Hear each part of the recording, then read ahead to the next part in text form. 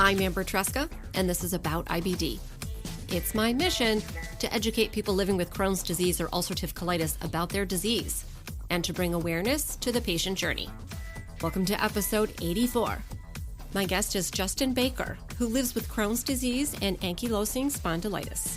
I first met Justin at a patient workshop, and I was impressed by his openness and his upbeat attitude towards his illness. Justin is an actor, a comedian, and a photographer. And as you can imagine, living with chronic illness complicates his ability to work. We talk a bit about empathy and how being diagnosed young has an effect on the course of a person's life. Justin and I also discuss how we tend to see fewer men as voices in the chronic illness community and how that has affected his ability to access support. Our conversation was pretty wide-ranging, and I don't mind telling you, it turned out to be one of my more difficult editing jobs because I didn't want to cut anything. I know you'll enjoy Justin's take on how IBD has affected his life and his career, as well as his advice for those who are newly diagnosed. Hey, Justin, thanks so much for coming on About IBD. Absolutely. Thanks for having me. So I'm also really appreciative that you actually have a sound booth. This is fantastic. That is going to make my life so much easier. Yeah, this was a nesting project of moving into my apartment, and it took the funny thing is I set it all up one way it took like a whole day to do, and then I messaged a buddy of mine who is doing very well in voiceover. And I was like, what do you think about this? And he was like, I would do this instead. And so I had to remove everything. And then it took a whole nother day to reset it all up. Which now looking back, I'm like, oh, I wish I had not done it right the second day, because it would give me something to do every day forever. That's fabulous. I mean, I run my own show. I still don't have a sound booth. So, you know, that's where I'm at. We fixed it in post. This is definitely the most use it's gotten in the pandemic. So thank you. I asked you to speak to me for several reasons, but we met some years ago. Was it 2 years ago? Or time has no meaning anymore. I feel like it was last year. Was it last year? Yeah. Okay. Which it feels like forever and no time at all. I know, right? Yeah. We live in pandemic times now. So it's the before BP. We met BP. We did. Briefly, we were working together in Chicago. It was fantastic to meet you, and I've wanted to talk with you ever since then. But first off, I just wonder if you would tell me a little bit about your journey so far. Sure. So I have Crohn's and I have ankylosing spondylitis, or AS for short. I was initially diagnosed, I was misdiagnosed with chondrolysis when I was 16, which just means destruction of the cartilage. And it was in my left hip. And then over the summer of that summer, my right ankle swelled up and I got iritis in my left eye, which was misdiagnosed as pink eye, and then was misdiagnosed as pink eye with stronger pink eye medication. And then finally saw an eye doctor, and they were like, oh yeah, it's iritis. Here's some steroids. And it was gone in an hour. And I was like, oh geez, I haven't been able to see for 2 weeks. This is amazing. So then we went back to the doctor, and they were like, oh, well, with this new stuff, we should test you for the HB, 27 gene. And they did, and they came back and they're like, yeah, so we think you have ankylosing spondylitis. And I was like, all right. But I've been on and off insurance my whole life. So, being a creative freelancer, and in the acting industry, I joined SAG, and some years I've had the health insurance and some years I haven't. So when I was 25, I had my left hip replaced. They wanted me to wait till I was 30, and I was just like, I'm not going to do another 5 years like this. I understand you're worried about what happens when I'm 50 or 60 and replacing it again, but I don't know that I'm going to see 50 or 60. So I'm going to enjoy this end before we worry about that. And then at 25 is when I was diagnosed with Crohn's. And that was I want to say that diagnosis took probably about a year to diagnose. I was going through a lot of all the tests, all the drinking, the disgusting flat Sprite, which is not really tastes like flat spread at all, but whatever, if that's what I have to tell myself to get it down. One of the nice things about Crohn's, I mean, one of the nice things, are there nice things? About, having multiple chronic illnesses is that a lot of these drugs, luckily, like work across the board, which is nice. I don't have to take a pill for this and a pill for that and a pill for this. Like, the problem is my body is attacking itself. And so we're trying to stop that from happening, which is cool. It's like, all right, and then, uh, so then around 30, I want to say 30, 31, I, um, I had a bad experience where I was throwing up blood, um, and I was not on insurance, and so I tried to stay home and not go to the hospital. And my roommates were like, "We should take you to a hospital," and I was like, "No, I'm fine."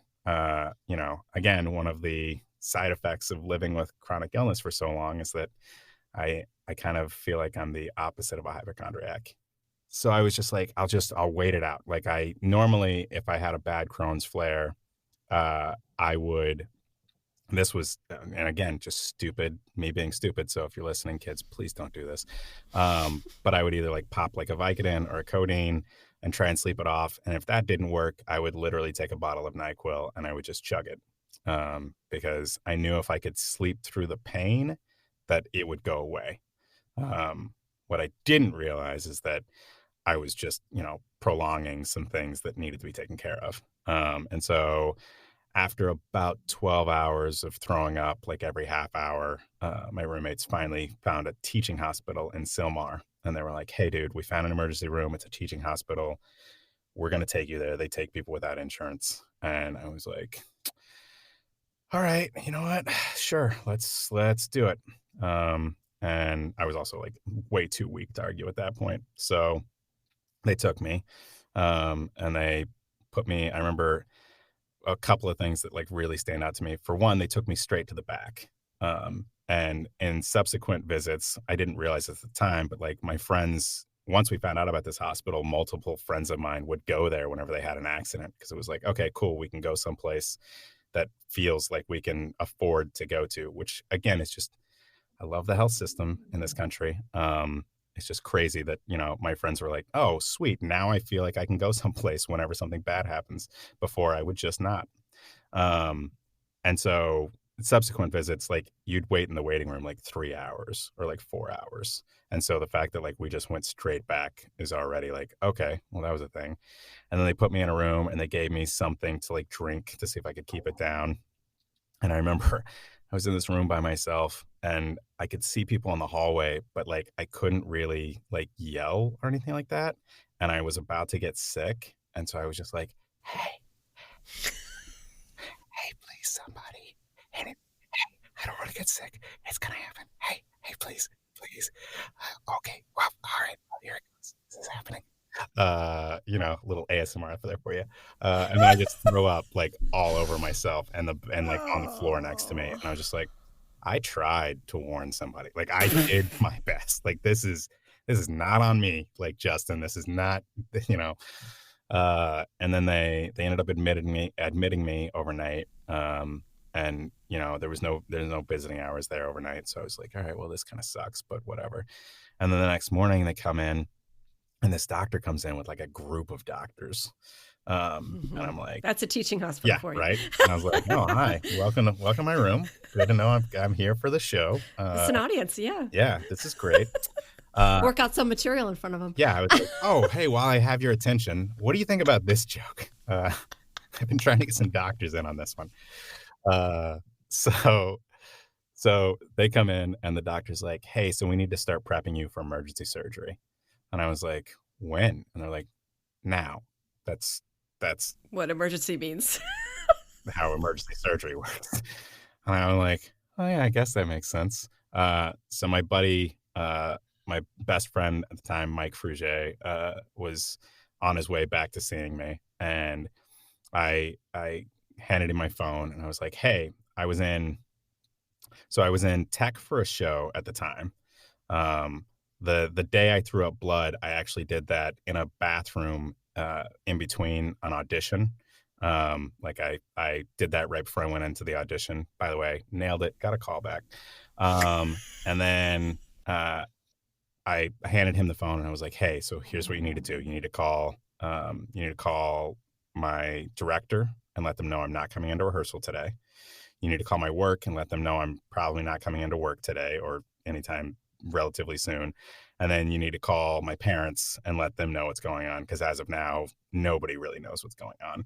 Um, and then I think I made a very vague Facebook status that was like, "Hey guys, no big deal. I got a little bit of surgery that's happening today. But as usual, would love any positivity and light you want to send my way. Anyways, thanks. Bye-bye." Like that kind of a thing. Um, and then yeah, and then the doctor was like, "So here's the deal." He's like, "You have some kind of blockage in your stomach."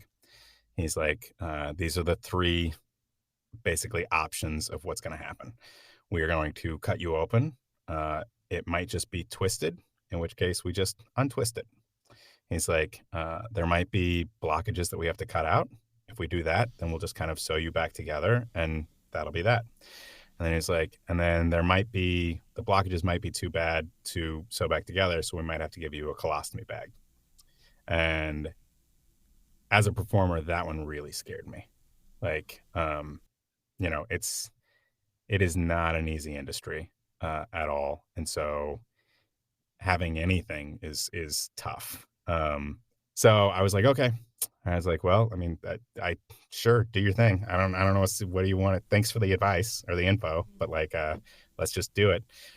So they do the surgery, and I wake up, and he was like, so you had 4 blockages in your lower intestine, and so we cut out 13 inches, and then they stapled me back up, and then they put me back. I stayed in the hospital for 7 days. And I was on no food or drink for all 7 days. The first day afterwards, the insides aren't working, so they put an NG tube in me, which I was talking to some friends the other day, and I was like, that is probably the worst thing I've ever been through. I think like the NG tube is probably the worst thing I've ever been through. And like I was like, if you get one, I'm not going to sugarcoat it. It's not pleasant. Like it sucks. You'll survive, like I did, but like it's not fun. And I remember they told me with the NG tube, they said, once you start passing gas, we'll take it out. And I was like, okay.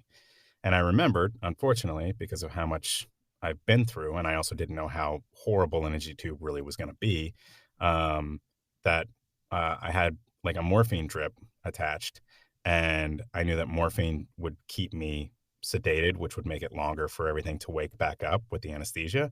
So I decided not to use my morphine.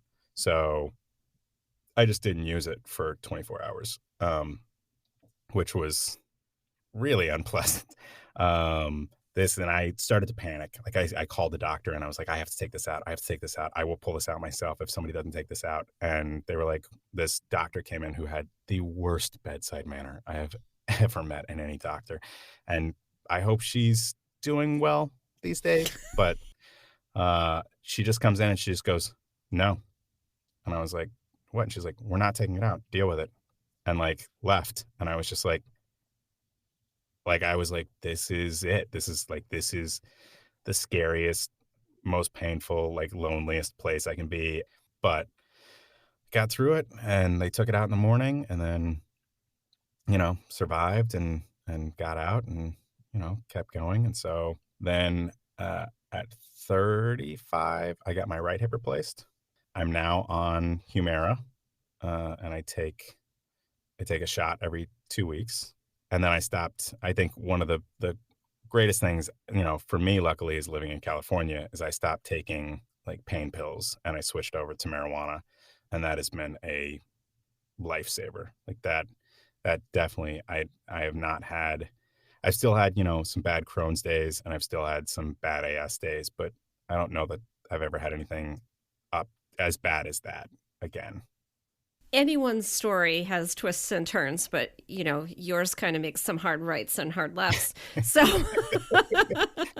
It's been fun. It's been interesting. it's yeah, I laughed or cried. It was better than cats.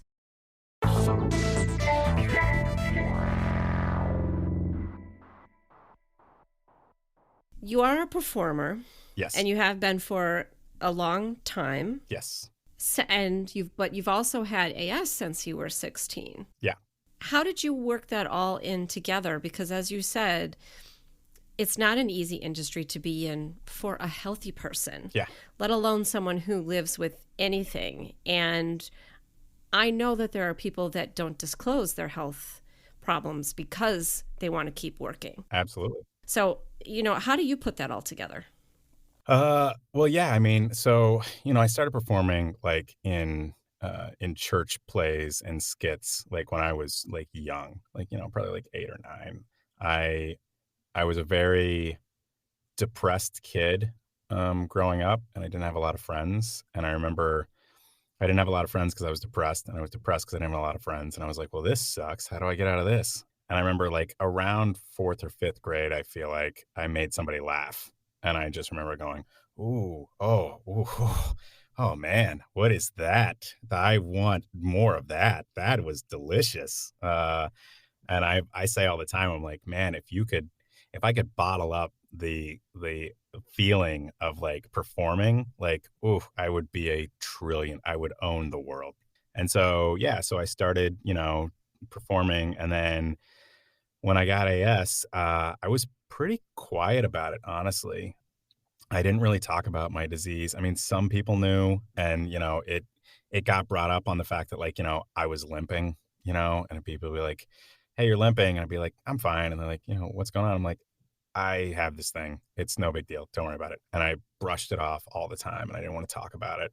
So I got a BFA in theater, because I was told I needed to go to college, and, like the rest of us in that generation. Looking back now, I mean, luckily, I'm very fortunate. I went to school on a full ride.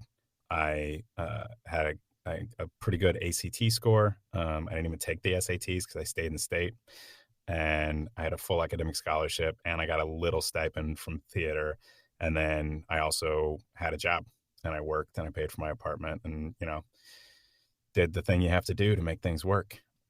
And so I was very quiet about it, and then after college, I moved to LA. I sold everything I had, just packed up the car and headed west because I was like, I always knew this is what I wanted to do. I was like, I want to be an actor, and I'd like to be able to live as an actor. And then when I got out here, I reached out to the Arthritis Foundation, and I was like, "Hey, this is probably a weird question, like, but do you have like a thing for people my age?" And they were like, "Actually, we do. We have something called the Young Adult Network." And I was like, "Okay." And so I started going to these meetings and meeting all these awesome, wonderful people who, had chronic illness. And most of them were RA, and 90% of them were women. So it was still very isolating. In fact, most of the people I know of that I talk about chronic illness with are women. And so it was good, and it was still, I still wasn't able to find everything. And then through that, I ended up being a camp counselor at Camp Esperanza, which is up in Big Bear, and it's a camp for kids with chronic illness. And that was, oh, that was amazing. I was just like, this is so cool. Like, this is a thing. Like, I wish I'd known about this when I was 16. Like, this is so awesome. And because of that, I've been very outspoken since then. I talk about it on my social media all the time. I, talk about it with friends. When I've got my handicap placard in my car, it's right there. Some, first date, I usually am like, "Hey, just a heads up, I'm part robot. I have 2 metal hips, and I got this going on. So if you're afraid of, robotics, feel free to stop the date." But yeah, so I'm very open about it. But it's weird because, you talk about like, I don't know that like casting directors know about it. Like, I think some do because I'm friends with some of them. But in general, like when you see me, I don't look sick. So it's really interesting because there's a big push for disability visibility in film and television right now. But I also don't feel like I belong to that group either. Like, that's the hardest part is I don't feel like, I don't feel like I belong to any group, and that's tough. And chronic illness, you don't beat, you just survive. I have now lived longer with chronic pain than I have lived without chronic pain, and I don't remember what it's like to not be in pain. I don't know what that feels like, and, like, to explain that to somebody, like, I was on another buddy's podcast a couple years ago, and he was like, "You've brought up a couple of times in our conversations that you're in pain 24/7." And I'm like, "Yeah." And he's like, "So what does that mean?" I'm like, "Well, I felt like it was pretty clear. It's like blue is blue. Pain 24/7 means I'm in pain 24/7." And he's like, "But, like, so you're in pain right now?" I'm like, "Yeah." Like, I know. It's like I get it. Like, I've adapted. Like, I can point to 3 parts on my body right now that are, like, flaring. Like, my lower back just, like, doing this podcast is like, "Oh, hi." And I'm like, "Yeah, I hear you. It's cool, dude. I know you're there." Like, my stomach's made a couple of rumblings so far where we've been I'm like, "Alright, I wonder if the mic's picking that up. I don't know." But, like, so being a performer, like, it's tough, and then you've got the side with, like, insurance, health insurance, and, like, I need meds, and they're very expensive. I've definitely had years where I didn't take meds and just tried to force my way through it, and I know I could do other like, I need to be I should, whatever, I hate the word should. I would like to do more yoga. I would like to eat healthier, you know? These are things that I know won't fix the problem, but could alleviate some of it. I'm pretty good about stress. I try and, like, release a lot of stress. Because, like, I would work basically like Thursdays through Sunday, like nonstop, and then like Monday was like my day off. And I'm not going to feel bad about it or guilty because I know that if I don't do this today, then by Wednesday my body is going to go, okay, well, now I'm going to make you do it. And I would rather have agency over whether or not I'm down for a day, especially considering I don't know you know, what Wednesday's going to hold, if I have an audition or something, um, you know, and being sick and like I said, like throwing up blood before an audition, like that's like I can't tell you how many times I've gone to auditions just in excruciating pain and just been like, I got to do it, got to keep going forward. And like one of my biggest fears is like being on set, like getting cast in something and then not being able to like come out of the dressing room because I'm incapacitated and being like, they're going to fire me. Like, and it's my fault. I definitely don't put that on my resume. Like, it's not something I talk about in that aspect. I guess that's an answer. In acting, though, there's a lot to be said for lived experience For sure. and bringing that into a performance. Do you think that there is a case to be made that your lived experience is something that you could bring to a role? For sure. For sure. I mean, it's tough. I wish I was a better writer. Like, that's something I wish I was better at, Hmm. because I would like to write, like, my story into something. I often talk about, there's a phrase a friend gave me called "find the pony," and it goes, some people walk in a room full of shit, and they go, "Oh my god, look at all this shit," and some people walk in a room full of shit, and they go, "Oh my god, where's the pony?" And so I will say one of the things that I am truly grateful about having 2 chronic illnesses is that I think I have a a better perspective sometimes on life, or I try to. I've had days where I had to crawl to the bathroom. Once you have that day, if you have a day where you can get out of bed, even if you're in pain, it's still better than that day, and so I can definitely pull from that stuff. If they ever have a show with a character that, has RA or AS, I'm sure I could play that, But I also like I'm not a method actor. So I think, I've been very fortunate that I'm very observant. I think, it's helped me make me the person I am. I don't know if I needed the experience to purvey that, I guess. Although I also talk all the time to friends and I'm like, you'll never know what it's like to have chronic pain. Like, it's just I can't explain it. It's something that's undescribable. Um, so maybe. Guess that's a long answer for that. Yeah. No, I'd agree with what you said there. Do you think you're an empathic person? Oh, I know I'm empathic. Yeah, which has been really hard. So, like, in being an empath, like, it's not bad feelings are bad feelings, whether or not they're correct or not. So I just feel a lot. Um, Mm-hmm. and, uh, and it's tough. I'm like I've been making jokes about, and I've been keeping a list of all the things I've cried at during pandemic, like shows I watch. And then I was just like, it's really just everything I've watched. Yeah, at this point, anything. I cried 5 times watching Mulan the other night. I was like, sure, sure. I mean, I don't know. I guess I relate to this, Asian woman trying to be a fighter. I don't know, whatever. Like, you got some pretty colors and some beautiful music. Like, yeah, get me. So at this point, you put relationships into it, like Queen's Gambit. I cried. I mean, I think I cried. Yeah, I cried at Hubie Halloween or whatever, which was like an Adam Sandler movie. I was like, I'm crying at an Adam Sandler Halloween goof movie. All right, yeah, this is where I live now. That's fine. Do you get any kind of a release from that? Do you feel better? Because I've read things that have said that it doesn't always necessarily make you feel better to get those feelings out. Yeah, I don't know. I mean, for me, like I definitely, like I said, I feel like it hurts my heart. Like I can, like it's a literal, like a physical pain. Like I can feel it in my chest. And sometimes crying, wears me out. And then, I go to sleep and maybe that helps. I'm very big on talking to people about the fact that it's okay to feel emotions though. Mm-hmm, Like I mm-hmm. think whether or not it helps, I think stifling it is probably worse. I think bottling up emotions, which is kind of something I had to like learn not to do growing up. I think I grew up in the 80s and 90s in Oklahoma as a guy.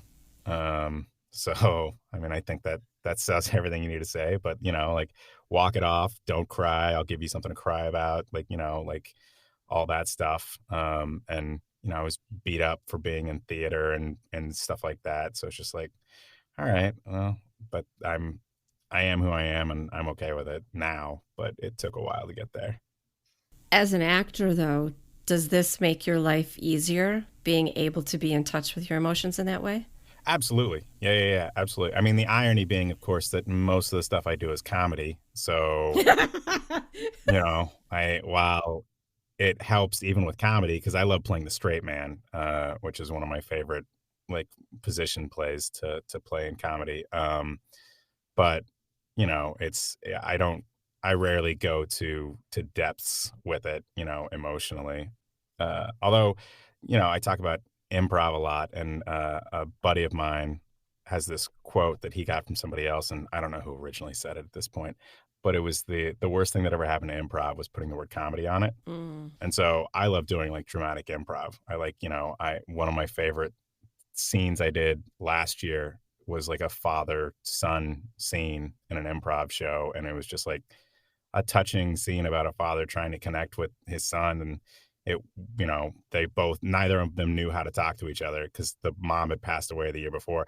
But it was about like it was a serial killer like show in, about a town, and we were taffy makers. So like, it's like, it's absurd, but it's cool to be able to put real emotions into it because that to me is really what it's about. Hmm.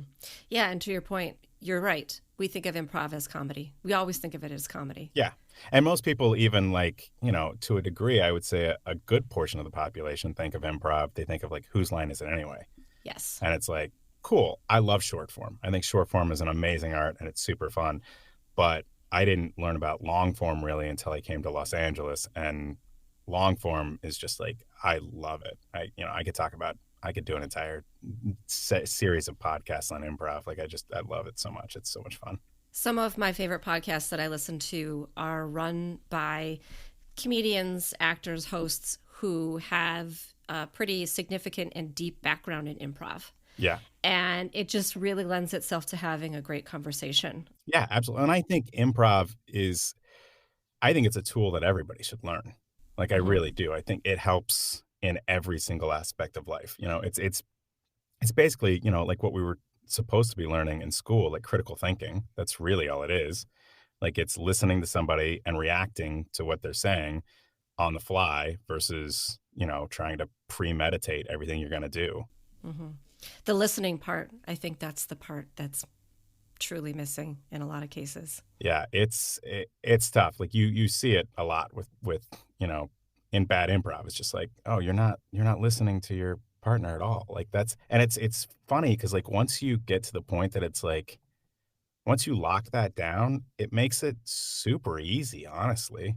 Like, especially if you're playing with somebody who also knows what they're doing. Like you just walk out on stage and you connect eyes and you're both like, "Oh, this is where we're going? Okay, cool. How are we gonna get there? All right, fine, let's do it." And then they say something and you respond to that, but you both know where the end goal is because you just understand. Like my favorite thing about comedy, and I think this is one of the interesting things about how my brain works at least. And I think, it's not unique in any sense, but like I'm very mathematical as well. Mm-hmm. I loved math growing up and I love the fact that, comedy is math. Mm-hmm. It's like this plus this equals funny. And there are so many, guidelines out there and there's so many different math equations, you can do this or this and it can still be funny depending on what kind of funny you're trying to get. But at the end of the day, it's formulaic. And so my brain is always just kind of like walking around like, you know, beautiful minding the world in comedy instead of numbers. I'm like, oh, if that person did this right now, that would be funny. Like.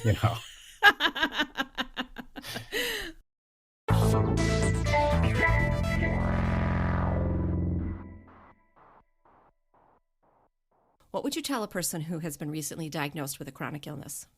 You can do it. Like, we're such amazing creatures, humans. Like, we're resilient. And I know it doesn't feel like it sometimes. And I know it sucks. But, the reason we're at the top of the food chain is because we would literally just walk after animals until they got too tired to keep walking. And we would just club them and be like, all right, I'm going to eat you now. Because we just don't give up. Like, we adapt, we survive, and if you don't know somebody that's going through what you're going through, find somebody and reach out. It's absolutely okay to have a bad day. It is absolutely 100% okay to cry and vent and yell and ask why me and like get it out because you need to. But if you live every day in that place, it'll destroy you way faster than this disease will. The scariest part of this disease is not the pain. It's the mental game. And it's a long haul, so you gotta pace yourself.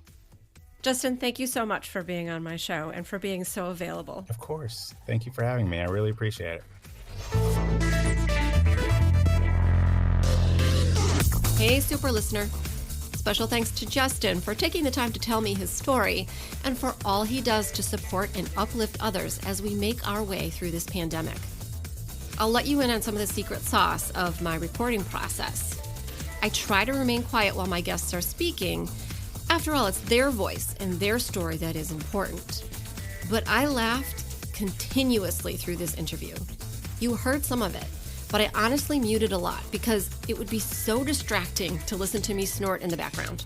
My face hurt from laughing when we ended the session. That's how much fun Justin and I had, even while talking about his journey with multiple chronic illnesses. You can follow Justin on social media. On Instagram and Twitter, he is Axe for Food. That is ACTS, 4, FOOD. He has another Instagram for his photography, Photo Baker LA, which is all one word. I'll tell you, I missed an opportunity to ask Justin about the tattoo on his leg, but you can see it on his Instagram. You can also find him at photo-baker.com and actsforfood.com. You can also support an upcoming docuseries in which Justin is participating that's called You Don't Look Sick. The Instagram page is YDLS Documentary, and the Facebook page is You Don't Look Sick Documentary. I will put all this information and more in the show notes and on the episode 84 page on my site, aboutibd.com. Thanks for listening, and remember, until next time, I want you to know more about IBD. About IBD is a production of Mal and Tal Enterprises. It is written, produced, and directed by me, Amber Tresca. Mix and sound design is by Matt Cooney. Theme music is from Cooney Studio.